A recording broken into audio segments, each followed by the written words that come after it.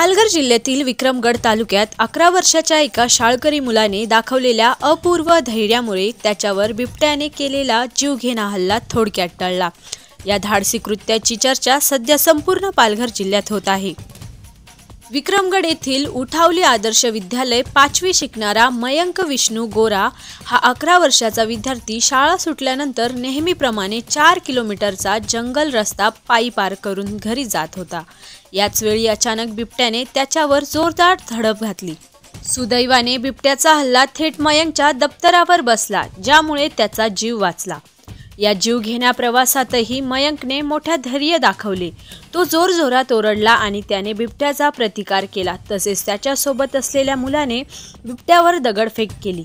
या दोघांच्या धाडसामुळे बिबट्या लगेचच जंगलात पसार झाला। या हल्ल्यात मयंकच्या माना आणि हातावर खोल जखमा झाल्या आहेत। त्याला तातडीने विक्रमगड ग्रामीण रुग्णालयात दाखल करण्यात आले असून डॉक्टरांनी त्याच्या जखमांवर टाके घातले आहेत।